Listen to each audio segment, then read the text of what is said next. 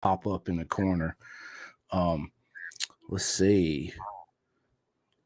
An error occurred. Hang on, but it shows that I'm going live. Oh, on LinkedIn. All right, that's cool. But you know what? We're still live on Facebook. We're still live on YouTube. But what is up, everybody? Listen, today is such an honor to be sitting here with my mate Brayden Elliott, man, DAO Kawasaki BSB team. We actually met at Cadwell. I always want to call it Cadwell, us Americans, right? But it's Cadwell. And I approached him. I was like, Brayden, dude, what an honor. I'm a fan, you know. And then we had a little chat and I invited him on the podcast and boom, here we are. So what an honor, Brayden. What is up? No, thanks for having me, mate. It's cool. No, it was great to meet you at Cadwell. And yeah, I know we've been trying to get this happening for a little while now. So it's, pleasure to sit down and have a chat with you for sure. Yeah, man, I appreciate it. Listen, again, the honor is all mine. So yeah, it's listen, I can't wait. So we're gonna go ahead and jump into this one. I've been trying to get more Americans into British Superbike and I tell everybody this, Brady, and I've told you this, personal chats we've had, that it's my favorite series simply because that they, man, y'all Superbikes don't have all the PlayStation, Xbox electronics on it, so it's more of an old school proper way of road racing, right? So, to me, that's why it's my favorite, and it's everything. So I'm trying to, get more Americans involved. Because they're missing out on such a beautiful sport as far as BSB goes, right? But anyway, enough of that. Why don't you tell your story? How did Brayden actually get into motorcycles to begin with? Geez, depending on how far back you want to go. Look, bikes have been a part of my life, my whole life, honestly. Grew up in a very small country town in Australia, which is kind of typical way of getting into dirt track, is being on the farm, having bikes, all that type of thing. My pop had land. My dad is into bikes. He was never like racing or anything, but just into bikes in general. So yeah, I think when I was kind of 2-3-year-old, he fitted me up some training wheels on a Pee-wee 50 out of my pop's farm. Just learned all the basics and just having fun riding bikes. And then from there, I had my first ever race at 4 years old doing dirt track in Oz. So as I say, it's been in my life like forever. And then pretty much just went through the ranks. So dirt track, probably up until I was about like 17, 18, I'm going to say. And that was kind of every weekend. Like we're traveling all over Australia for the early years, dragging my sister along as well. But otherwise, just, me, mum and dad, in the ute trailer in the back, and off we went. So, that was like state level stuff, Australian championships, all of that, all the way through. And I was also doing Speedway at the time. So I got into that in Oz when I was probably like 9 years old. I started racing Speedway. The plan was, to be honest, was to try and become a Speedway racer. That was the plan, to come over to England at some point and try and make it as a Speedway rider. But I changed direction a little bit later in my life, and I started road racing until quite late. But that was kind of how I got started anyway on this whole journey. That's awesome. So what was the transition like from Speedway to road racing? Was it difficult or pretty seamless? It wasn't too bad. Like, I think dirt track is a good way to get started. Like, the bike skills, everything else is like, it teaches us so much. And obviously I had kind of a good, like 15 or more years of doing that before I jumped on the road bike. So all the sort of bike skills were there. Obviously racing skills, I was used to racing against people and competition and stuff. So then it was just like a transition between sort of learning new skills and adapting. One of the things that I was really fortunate with at the time, we'd built up a bit of a relationship with Suzuki Australia and called Phil Tayton, who was running the Suzuki Australia Superbike team for many years. And he'd just come off the back of winning the Superbike Championship a bunch of times, his team. And we already knew him from the dirt track side of things. So I had a good connection straight away before I even started road racing. My first ever bike was one of his practice bikes, got a 600 from him, and it was just having a bit of a muck about on it. And one of his riders, Sean Giles, 3-time Australian Superbike champion, he'd recently retired. So the connections were kind of there even before I started. So the one thing I was really lucky with was like my first kind of serious sort track days, club meetings, that sort of thing. I had really good people around me. So Phil came to the track to give us a hand. Gilesy was there to give me a hand coaching. And it was kind of like I went from nothing and knowing nothing about road racing to having probably the best crew chief in Australian road racing history with me. And 3-time Superbike champion there as my coach.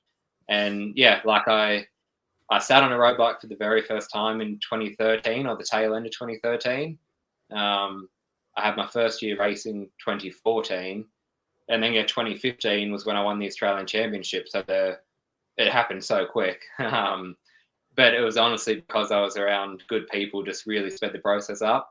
If I had to do it on my own and had no idea, like it would have taken me ages to try and learn the skills involved. Well, first off, to win the championship that quick, that just speaks volumes of your talent right there, right? And it's also very important to have a good team, good team structure around you, right? Where you walk in the garage, everybody's friendly all the time. You know, tensions get high in situations. It's just part of the sport.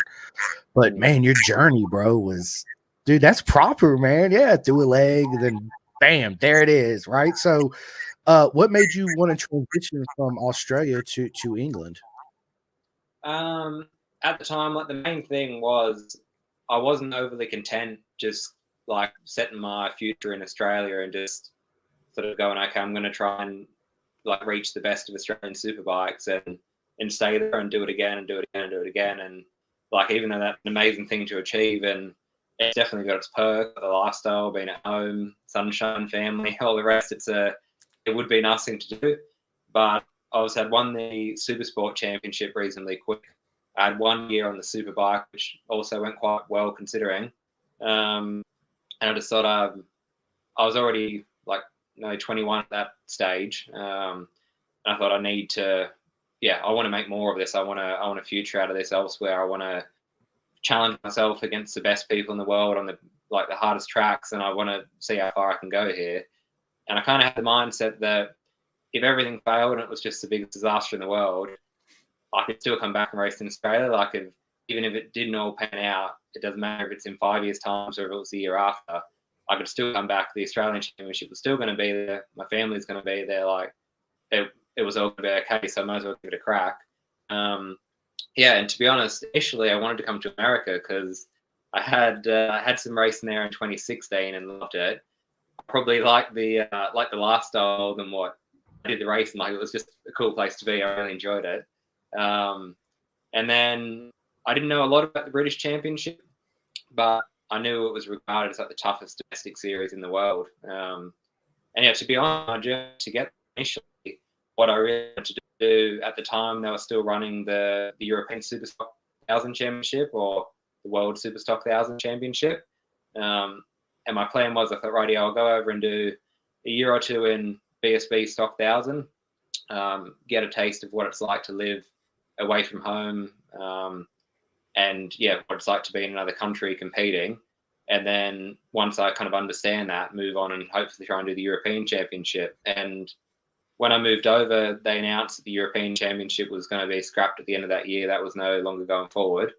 And I also never anticipated for BSB to be as big as what it is and as hard as what it is. And then, my sights kind of got a little bit changed because I thought, I can see why people come here and stay here for their whole career, because it's a special championship. So absolutely it is. BSB is magical. So everybody knows Cadwell Park is my favorite racetrack on the planet, like hands down, Yes. bars none. What was the feeling like for you the first time you seen it and then actually rode it?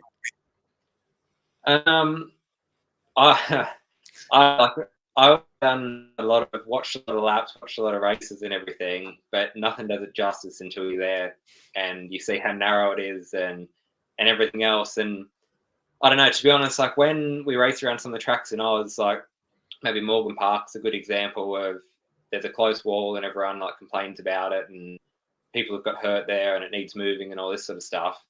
And I was definitely the sort of rider before I came here to complain about that sort of thing.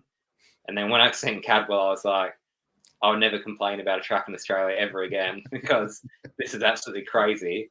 And I enjoyed it. I went there for a track day before I raced it, and I quite enjoyed that. But to be honest, when I got there for the first time I ever raced it, and like it was fun at the track day, it was like you were just doing your thing. And then when you're sitting on the grid with 40 other bikes and like you've seen it, you know how narrow it is and how no room for error. I can't say I enjoyed it as much, but I had a massive crash there the first time I raced there. And yeah, it definitely left its scars physically and probably mentally. So I wouldn't say it's my favorite track, but it's something I've tried to overcome in previous years. Yeah, I mean, it's as you said, man, it's everybody that's never been and that watches it on TV. I'm telling you, it's literally like this wide. I went on a Wednesday. I met up with two mates at Peter Hickman's place. He had a bike night, and we Yeah. became friends. And so they took me. Yeah, was it Thursday? No, it was Thursday. Either Wednesday or Thursday. They took me, and first thing I went, I was like, I'm gonna go straight to the mountain jump, right? And I walked straight over there, and it was a track day going on too as well. And yeah, mind blown, right? It was like, are you kidding me? And of course, I went. So from there, from the mountain, when I'm standing there where the bleachers are, I went all the way to the left. So that's what turn one of the last turns, but before the straightaway. Yeah, go through whole bends and stuff. Yeah. Yes, and it just blew my mind how narrow it was, and it's kind of like a little like road race, like a Alaman TTS kind of section through there, right? Because it's so narrow. You literally got tire barriers. I mean, feet away from you, right? I mean, it's super close. And so I'm out there and I'm watching Friday. I see all the classes go out, right? And I'm like, holy shit, my mind was blown already, right? And here comes you legends that you are on these super bikes, and my mind was even more blown. And of course, I stand at the jump, right? And I was just, it was the most beautiful thing I've ever seen in my life. Absolute the most beautiful thing. And then I walked down where the section was you just said, and it was. It's hard for me to even talk about it, man, and put into words how amazing it is and how fast. Like the super stock guys go out, right? And I'm like, man, they're balling. Then you guys go out and you guys go to a whole nother level than the super stock guys. I mean, it's insane how fast you guys are. I was Yeah, blown away. it's crazy considering how tight that section of track is, and as I say, like no runoff. It's crazy how fast it actually is considering. Yeah, it's a wild bit of track.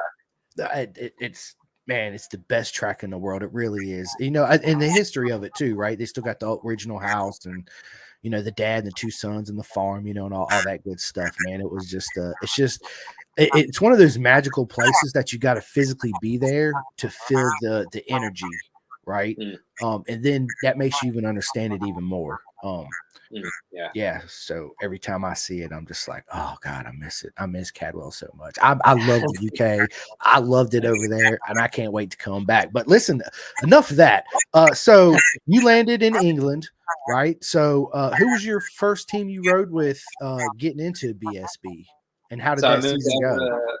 Yeah, so I moved over to ride for a team called CF Motorsport. So basically, when I first come over, my partner Eliza and I moved over together. It was like a mad start because neither of us had never lived together before. We'd only been together for kind of not even a year, and she was living at like Melbourne, kind of Phillip Island, and I'm living like 9 hours away from her. So there was some mad stuff going on because we obviously arrived together, not knowing how we were going to find that. Nothing but a 30-kilo suitcase each to our name. Yeah, and it was my first time ever living away from my parents or out of my home or anything. Rocked up. We lived in a share house initially, so it was us and another couple. And we moved to Derby. We looked at a map before we come over, and yeah, it was for the tracks. It was quite close to the team that I was riding for. And I was like, right, we're moving to Derby. Obviously never been before, and kind of just booked everything online and just had a crack.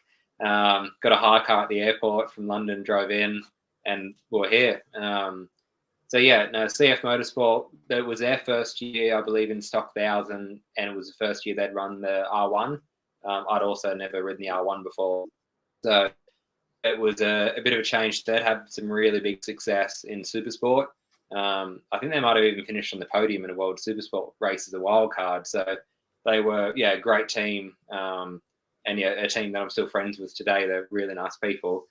And unfortunately, it wasn't the year. More so from my point, it was difficult. I'd come over not really understanding much about the championship or the level, and I would say I was definitely extra confident to think I was just going to come here and conquer it in my first year. I'd come off the back of winning a lot of races in Supersport.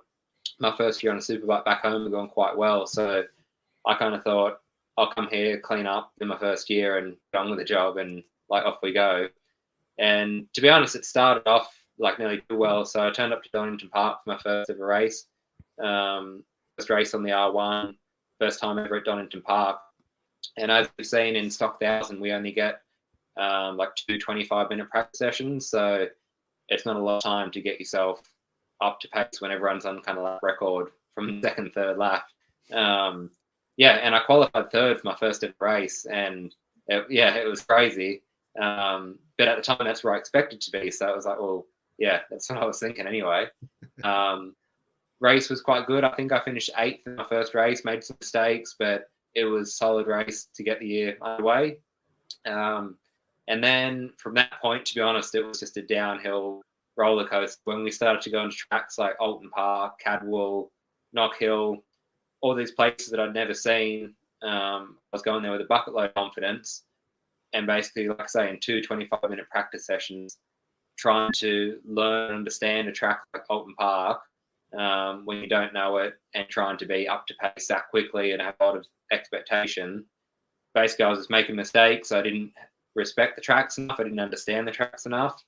And I just started crashing. And before I moved to England, I could probably count on one hand the amount of times I'd had a crash on a road bike.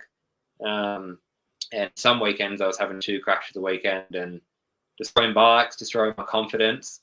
And by the end of 2017, I'd gone from qualifying for my first race in third. And I think I qualified 36th for the last race that year. So to be honest, it was just a downward spiral. I think I had 3 concussions that year, hurt myself a lot, struggled immensely with sharing a house with other people, living away from home, and just the whole combination of everything that year it nearly broke me my first year, to be honest. It was hard, really hard. Yeah, that's a lot of stress to take on. With everything you just said, cumulatively, all at one time, right? New series, new tracks, new people, new place. Don't really know nobody, right? So, Brayden, what's the most difficult part for you to show up and learn a new track? I think because tracks are so quirky over here, like the blind crest, say if I'm comparing somewhere like Old Park, the blind crest is one thing, but how fast they are is another thing. Like you've got 5th gear sort of blind crest there, where when you start to know every bump and every crack, and you know where you're tipping in and maybe something that you're aiming for in the distance, them sort of things, there's a lot of time to be gained and lost in areas like that. The way that the guys here use every millimeter of the track area is pretty sketchy. And when you don't really know the tracks, or you might know them to an extent, but learning where you can pinch sort of a little bit here and a little bit there and run the white line, or all these little things, takes time. So it's one thing kind of learning it, but to go fast and to go as quick as what everyone is, that's quite difficult to find that extra step. And to be honest, for me, that's just taking time. I've still got a big chunk to go, but it's just taking time on the tracks here to really understand that. Yeah, I guarantee, man, especially BSB tracks, man. They're just they're different and they're mental. And that's what makes them so unique and special, right? So, did you watch any onboard videos or play any PlayStation or Xbox games to try to get to know the tracks beforehand?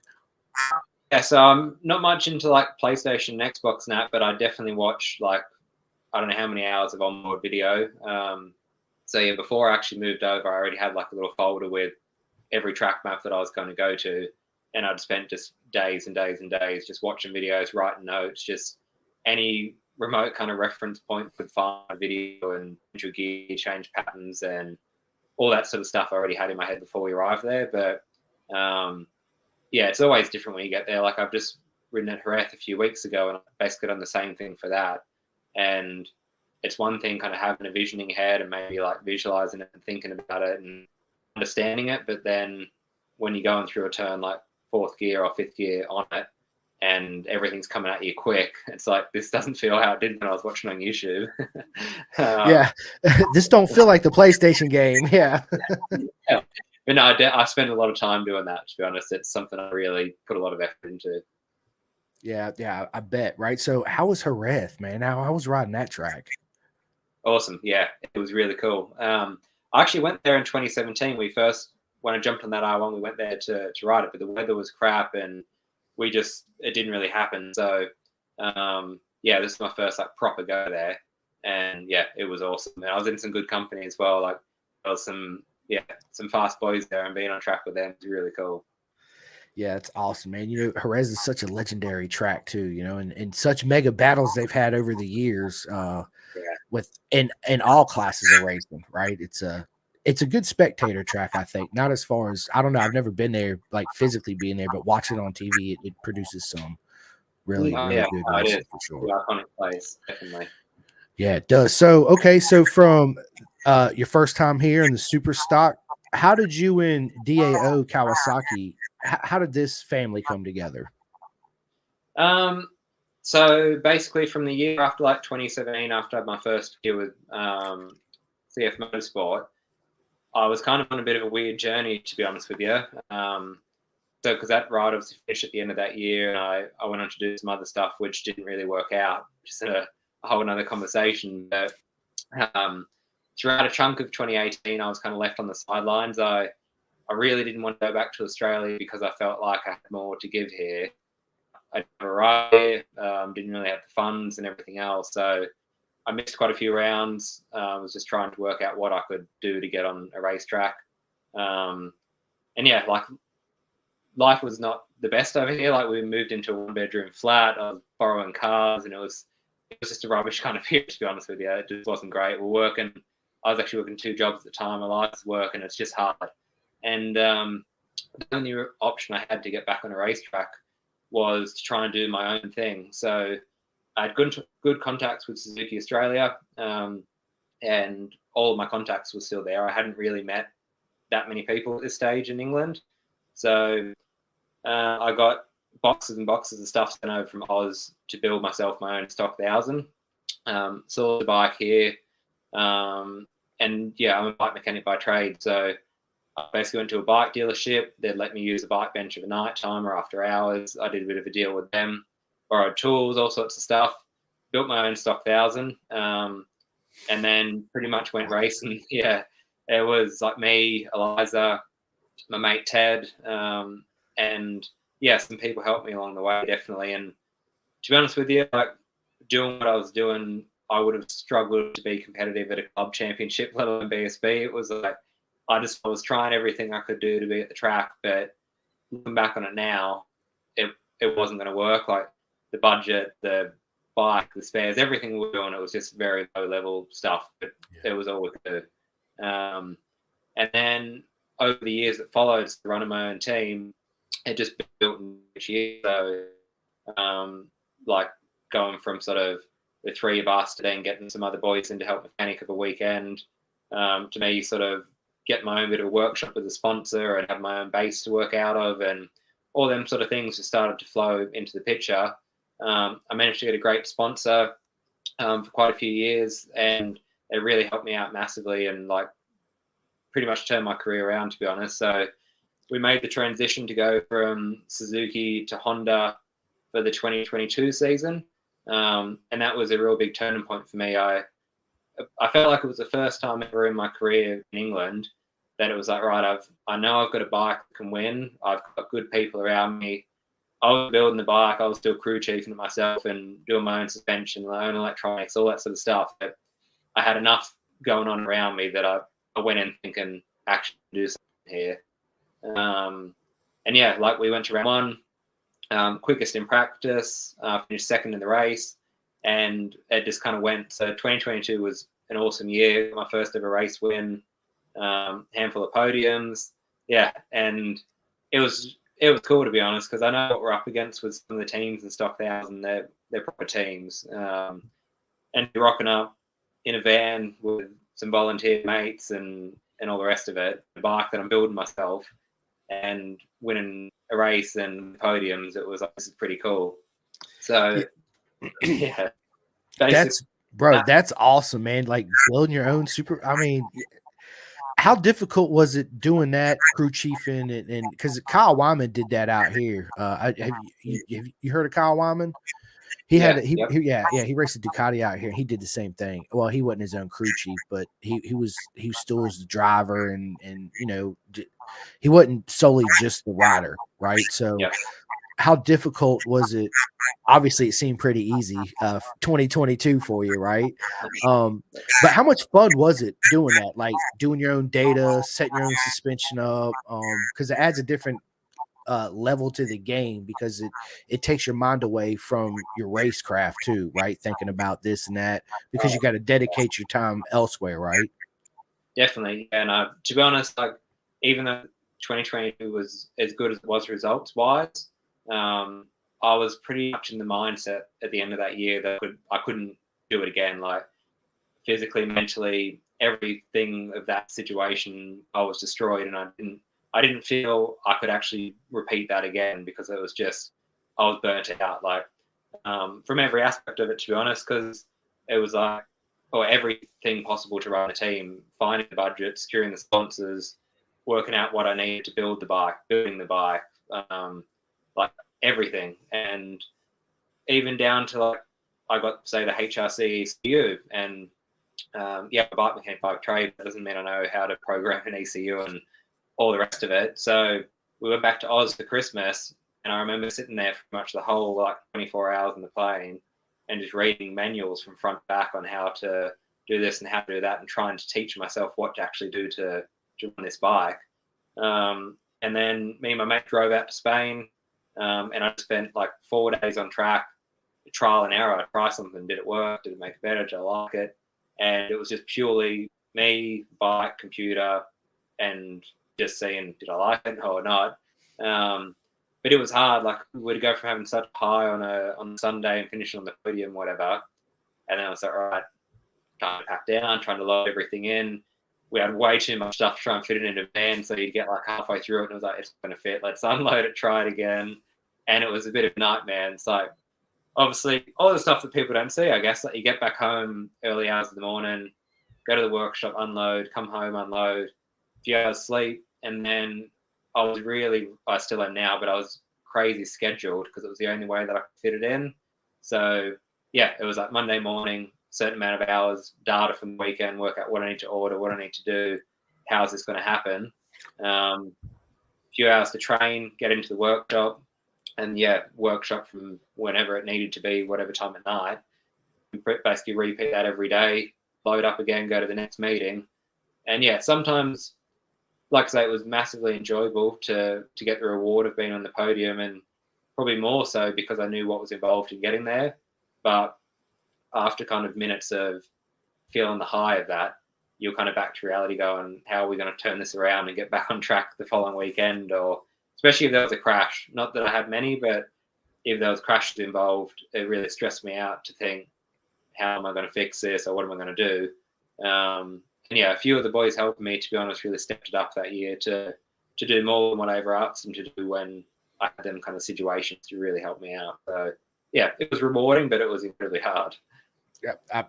I guarantee it, in the whole ECU electronic going down this rabbit hole alone is way over my pay grade. That's what I always call it, man. That's way over my pay grade, right? It's there's a lot going on there, man. So 2022 Honda CBR 1000 RR, right?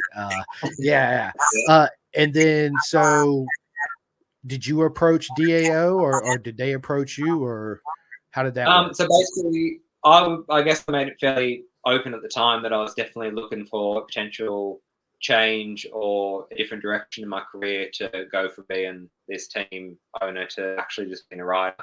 And thankfully, I knew my results at the time were kind of putting me in a window of maybe interest. I'd heard that Dow Racing were maybe thinking about running a stock bike and expanding their team. A conversation got started. And to be honest, from the first conversation, it was kind of like, right, I'm like, when you know, and I kind of felt like, yeah, I feel pretty at home here. Met the owners actually at a party, which was fun. And then, yeah, like it was just, the whole vibe was cool. And I definitely feel like I work best in like a family kind of environment. Like that's what I had in Australia. That's what I had success doing in my own team, when it was just the people around me wanted to be there for the right reasons, not for any other thing. They weren't getting anything from me. So when I would like talk about moving into that team, it was like the owners are doing it because they love it, not because they have to or anything else. All the team there loves it. And I just felt like actually I'm moving into a family here, not just a rider where you're expected to do something and then we'll the next one. And yeah, just all the things for me there in that regard were definitely, yeah, really, really good and fitted what I wanted. And then, yeah, it's basically taken off from that point. That's awesome. So, and you started out with them in the super stock class, and didn't you transition like mid-year to the super bike, if I'm correct? Yeah. So yeah, so the plan was to do the stock 1,000 for the whole of 2023 season, and I guess there was an aspect of that, I think, to try and help the roads campaign a little bit. Obviously, they were really focusing on the TD, West, and all that sort of stuff at the time, as well as BSB. So they had a lot going on, and yeah, I think hopefully what I was doing in stock 1,000 at the time was maybe helping their stock campaign at the roads. I definitely like to think it did, because I think we've come a long way with that bike. So yeah, it'd be nice if sort of what we've done then BSB rounds transition into helping Dean the results he did at the roads, and yeah, hopefully played a part in that. But that was kind of what was going on at the start of the year, and the plan was to finish the year on the stock bike. And then I think as the season went on, the roads campaign finished, plans were kind of changing for the future. Yeah, I basically got the call up to say, if you want to, you can jump on the super bike for the last 3 rounds of the season. Yeah, see how you get on. No, he was like, wait a minute, let me think about this. Okay. Yeah. Yeah. But like no crazy pressure, just the bike's there. Everything about it is right. So yeah, go and enjoy it. We'll see where you're at. Obviously that has now led to securing the ride for the season. Bro, so Brayden, you are just simply amazing, bro. Like everything, dude. Yes, you're. I don't even know what to say right now. I mean, what? So let me ask you this: riding the super stock versus the super bike, the transition, was there a long transition period between the two? Like, was there a lot more horsepower? I know there's. Is there less electronics on the super bike? Yeah, there is, but the one thing that I was kind of lucky with, so in stock 1,000, without trying to make it too complicated, you can run a kit ECU. Obviously, like if you're on the Honda, you can run HRC ECU with all the traction, and like it's an unbelievable system. Or you can also choose to run Motec. If you run Motec, you basically have the same as what the Superbike has, with no traction, no wheelie, no rider aids. You might have some more adjustability with things like engine brake and other bits and pieces. Dow Racing were running that for the road campaign, the Motec on the stock 1,000. It obviously made sense for me to use the BSB to help develop that, understand everything. And then, yeah, when Dean was at the roads, he could jump from the Superbike to the stock bike and have similar electronics. So for the start of 2023 on the stock bike, I'd already been racing all year with, say, Superbike ECU to a certain extent. So I hadn't had any rider aids as it was on the stock bike. Yeah. So it wasn't as big as a jump as, say, what it would have been if I jumped on the Superbike early that year, because I was already kind of used to it. It was just adding in a lot more kind of power, I suppose, into that whole scenario. That's proper. That's what I love about BSB right there, right? Because this is everything. This is your traction control. You know, yeah, you got engine braking and all that, but man, that's proper, man. What a story, Brayden, man. Look, I'm excited about your 2024 adventure, and I tell everybody. I get asked the question, how do I watch BSB? I say it's free. Bennett'sBritishSuperbike.com. Look up all the dates to give you the calendar. When the race comes up, it'll say live. You click on it, boom, the greatest show on earth, right?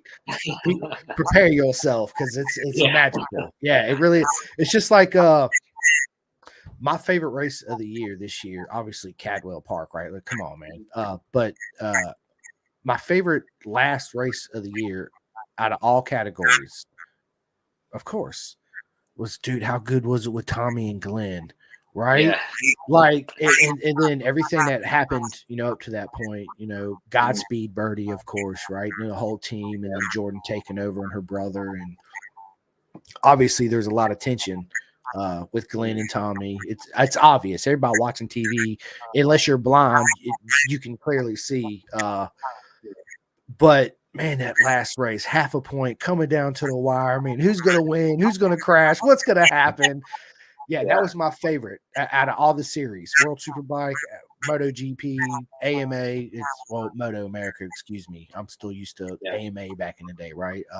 Yeah. Man, proper, right? That's Yeah. So it's 2024. Yeah, it is. It is. So what was your favorite last race of the year for any series, excluding BSB, because you're part of BSB? I really got into the Toprak and Bautista at Jerez, the last race there, where Toprak held him off, and then obviously they ditched it because of the whole green paint thing. But yeah, you tell he was just riding the wheels off that R1, and he was just doing anything to win that race. I thought that was probably the most impressive ride I've seen in a long time, I think. Yeah, I mean, let's just be honest. Toprak's one of those. He's very special and a unique rider in the way that he approaches the corners, and how magical he is on the brakes. I mean,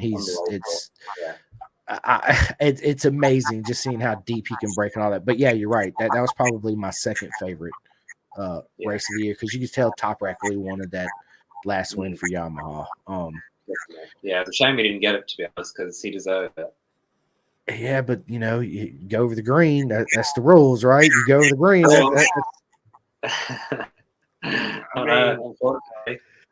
Yeah. But yeah, I like World Superbike. It's next year's going to be proper. I mean, you got obviously Toprak on the BM, Ray on the Yamaha. Axel on the Kawasaki taking race spot. It's going to be proper. And then we got movement also in BSB, right? We got Tommy with Honda. Glenn's going to be with still Paul Bird Motorsport, I'm pretty sure.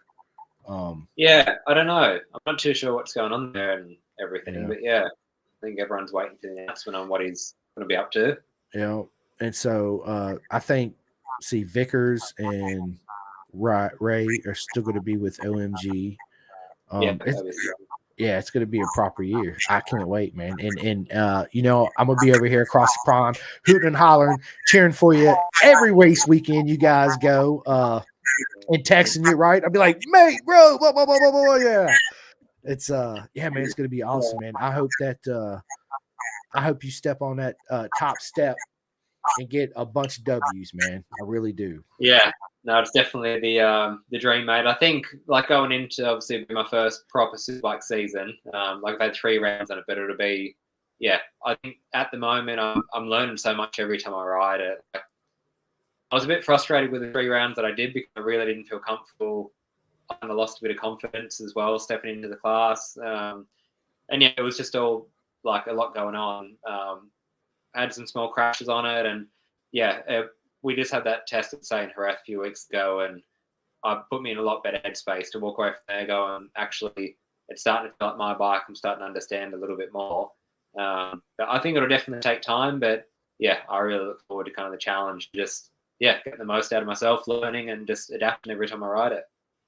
So how does Brayden mentally prepare himself before a race? Like, do you listen to a certain type of music, or do you have like special underwear, lucky socks, or anything like that? I'm pretty superstitious. So like on that, like we're that all something we do. So blue for first place. It just is what it is. I never wear green. Obviously, there's green with Kawasaki and the Dow Racing. So I don't personally wear green on anything with my socks or anything. that's another story. But I don't.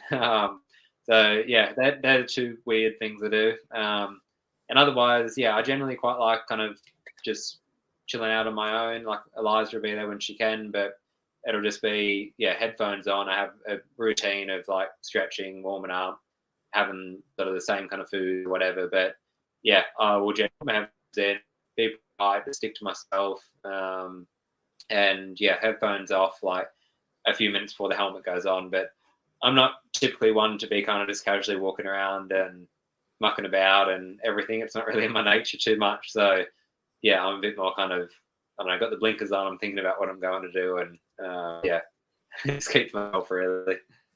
So what's in the headphones you're listening to as you're preparing and warming up? Oh, I've just lost you from my screen. Oh, you're back again. Sorry. Yeah. No, you're good.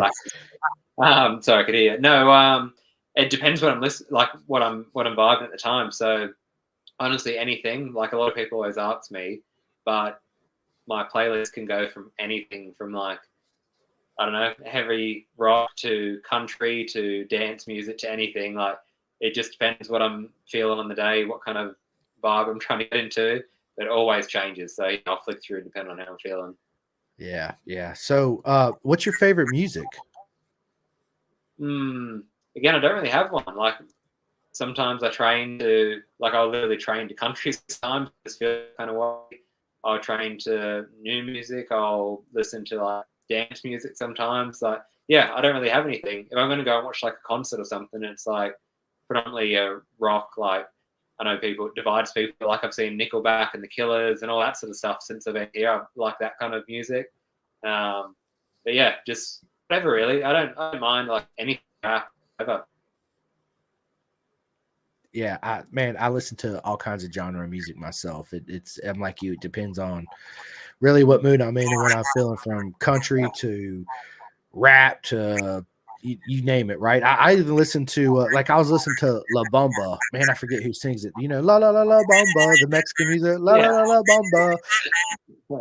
And my son looks at me. He says, "Why are you listening to this?" I was like, "Dude, this shit jams, bro. What are you talking about?" He says, "But you're Mexican, Dad." I was like, "What does that got to do with what I'm listening to?" He's like, "Well, how do you know what they're saying?" I'm like, "Dude, you just feel the vibe, bro. Just feel the vibe. Go with it, man." Yeah, yeah. So I get you on that. I get my little weird moods. I play stuff like that, and around me, people are like, "What? Yeah. What's this guy listening to over here?" Like, yeah, it's that's funny. Yeah, it's awesome, man. But hey, so man, what a magical way to get into racing, and where you at today, Brayden. Bravo, man. What a story. So I want to talk a little bit about what Brayden does away from, motorcycle racing. So do you have a favorite Netflix series? Oh, nothing at the moment. I've been really, it's not very exciting, but obviously being from Australia, we have a bunch of visa stuff. So I've had to fill up my British history exams and all that sort of stuff, me and Eliza. So for the past probably month or two, there hasn't been much Netflix because we've just been studying British history every night. This exam we've had to do. But no, I don't mind watching, like, sometimes it's late and I'm not really focused on the telly. It's just on and it's just kind of there. I like watching Australian stuff because it makes me feel like I like hearing the accents. It makes me feel a bit at home. Right. Eliza hates it, but I'll put on like Snake Hunter, Gold Hunter, or whatever. There's some ridiculous show like that that I wouldn't watch if I was back home. But over here, I'm like, yeah, I'll put that on. So yeah, Opal Hunters, anything ridiculous. That's awesome, man. I've been watching Ted Lasso. All right, okay. Yeah, Ted Lasso. I've been all involved in Ted. Well, that's Apple TV. Netflix. Me and Rossi, my son, we started watching the new Squid Games. Oh yeah, okay, right. Yeah, because we watched the first one. Yeah, me too. And he was like, "Daddy, the new one's out. Let's watch it." I was like, "All right, let's go on and check it out." So, I have another question. So, if you was stranded on an island and you could only have one type of music, right? What one certain singer, one video game, and what movie? So you get one movie, one video game, and one CD. What are they going to be? movie is Step Brothers because I never get bored of it. It cracks me up. Brothers, bro. He says, "You better not wipe your balls in my drums." He's all there like, I love that, dude. You're right. Good movie, man. Yeah, always funny.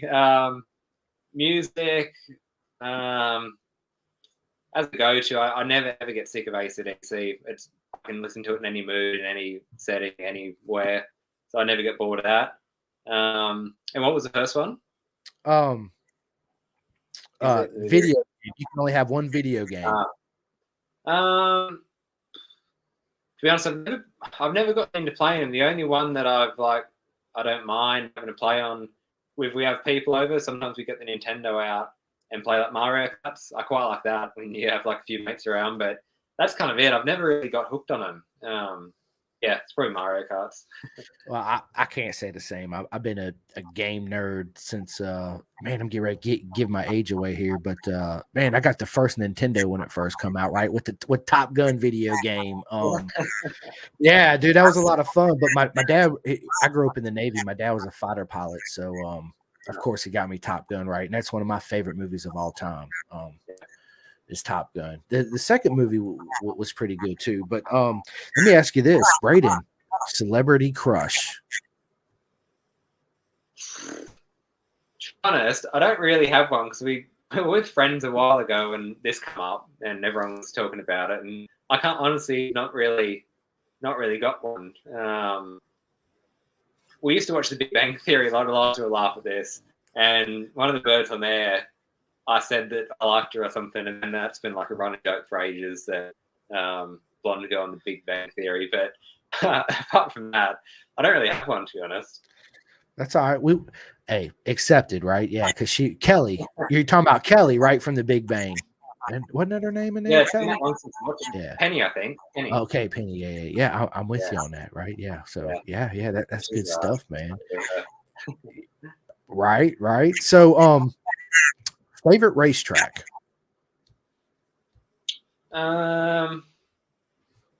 Anywhere or just in England? Anywhere. Your all-time favorite. Who? Laguna. Yeah, I raced in Laguna once.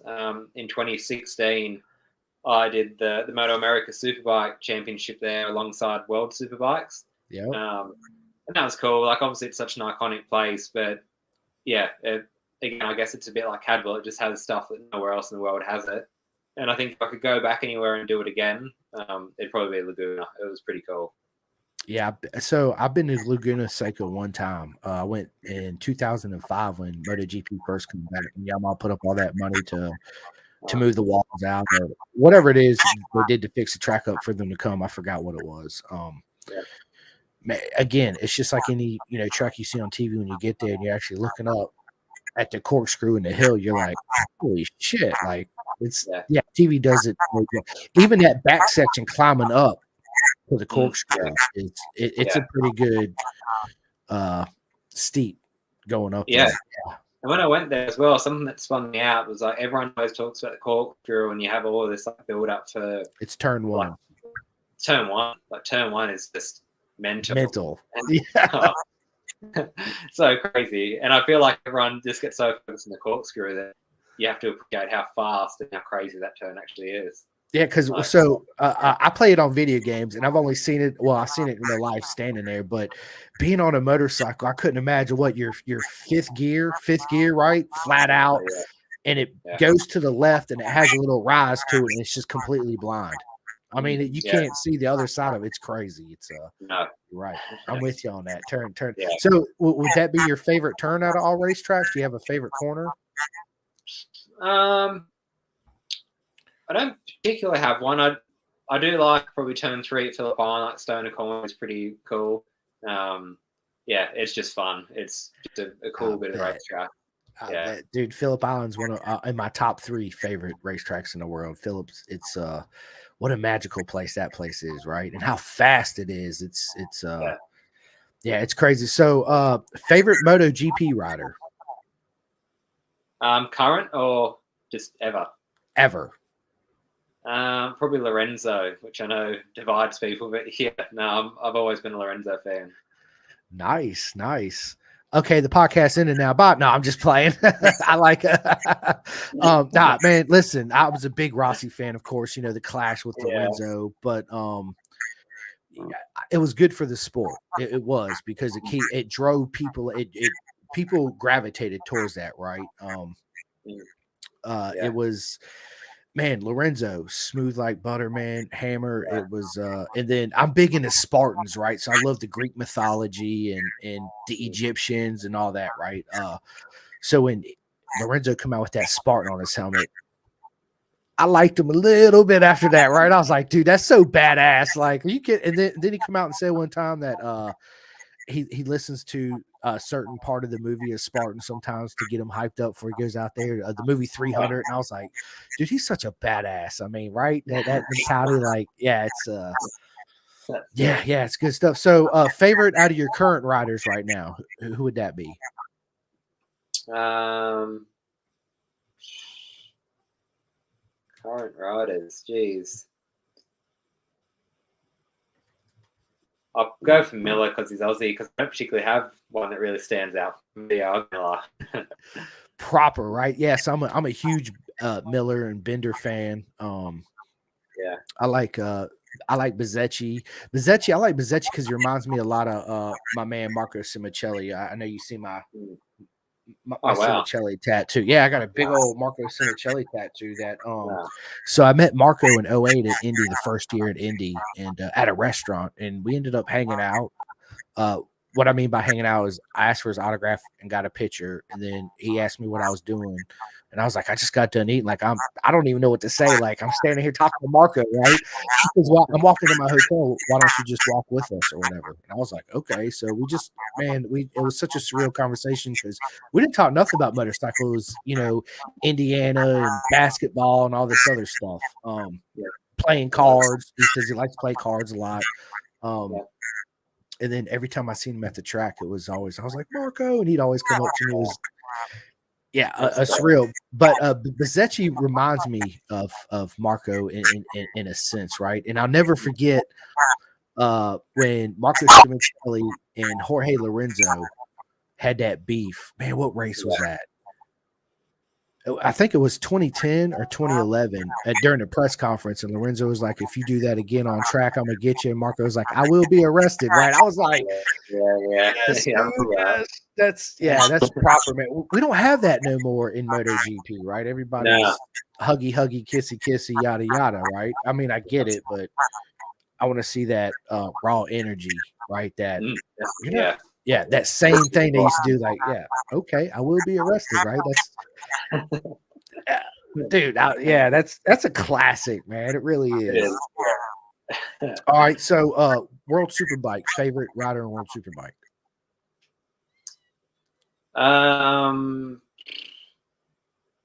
Close between probably, I'd say Top Rack, but I've always previously been a Johnny Ray guy. So yeah, either one of the two. Yeah, I'm a Ray fan too, man. I do like Top Rack, but man, I got a poster on my wall. You guys can't see it, but it's of, I guess, Cadwell Park, Johnny Ray on the Red Bull coming over the mountain jump, right? Yeah, I got that right here on my wall, man. Yeah, so I've been a huge Johnny Ray fan, man. I'm glad to see him jump ship. I think he's going to do well on the Yamaha, but dude, yeah, we're approaching this hour mark. I know you're busy. I know it's probably dinner time there, or you probably already ate dinner, right? No, I've got after. I've actually and team coming around for dinner tonight, a little Christmas dinner before I head away. So yeah, he's going to come around for a feed later. Proper, man, proper. So listen, before we get off here, tell everybody listening, this will be out tomorrow on iHeartRadio, Spotify, everywhere but Apple. I mean, it'll be on Sanyo's, Samsung, Google. It's everywhere but Apple. Okay, cool. But why don't you tell everybody, Brayden, how they can follow? And do you have any merch? Like, do you sell any merch, or do you have like a club Brayden? People can join. No, at the moment, I'm trying to launch it. When I do, it'll definitely be on my website, which is just braydenelliott.com.au. If people are keen on like our racing merchandise, if you jump on their website, it's DAO Racing. Yeah, you can get all that sort of stuff. And they've got literally everything, I'm pretty sure. which is pretty cool. And it's good stuff. But no, for all my personal stuff, like if anyone wants to keep updated and keep an eye on what I'm up to, definitely Facebook, Instagram, just Brayden Elliott 51 or Brayden Elliott Racing. And yeah, we'd really appreciate a follow and try and keep everyone posted. And yeah, and appreciate all the followers for sure. Man, you guys heard it, man. Get on there. I don't know what you're doing right now, but get on all the social media and follow my man Brayden, man. Show him nothing but all the love and support. It's man, what an honor, Brayden. I can't believe I'm still sitting here talking to Brayden Elliott. Yes, dude. My day is proper. It is. And listen, we'll end this here in a minute, Brayden. Just stay on with me for like a second, okay? Well, after I end it. But listen, I just want to say a big thank you to everybody out there that always watches and likes and subscribes to Pin to Gas. It means a lot. It really does. Big shout out to my man Jake Marsh. Do you know Jake Marsh, Brayden? I don't think so. No. Okay. Well, he races in the GP2 class. He actually, this is his T-shirt right here behind me. Oh, nice. Okay. Look, and he runs Pin to Gas on it, man. I'm on his bike and everything. So yeah. This is big shout out to Jake and his dad Peter and their whole race team. And then you heard of the Clothing Kings, haven't you? I think I have. Yeah. I think. Well, he also makes merchandise, right? So if you, Brayden, personally need any merchandise made, dude, he has a partnership program. I'm telling you, dude, you need to check it out, dude. If that's something you're interested in. But we could talk about that here in a minute. But anyway, listen, again, thank you everybody that watches, likes, and subscribe. This episode will be out tomorrow morning on all your major listening platforms, but Apple right now, which will be on soon. And we did finally go live on LinkedIn too, Brayden, by the way, as the podcast is going, it popped up. So yeah, so you guys can watch this live now on Facebook, YouTube, and LinkedIn, which is pretty cool, right? But anyway, thank you guys so much. What an honor it is to be here today to sit down with the legend himself, Brayden Elliott, DAO, Kawasaki, British Superbike Racing 2024. Let's go. Until next time, I'm your host, Chris the Show Simcoe, my man, Brayden Elliott. We will see you guys soon. Yes. Thanks, mate. Thanks, bro. I really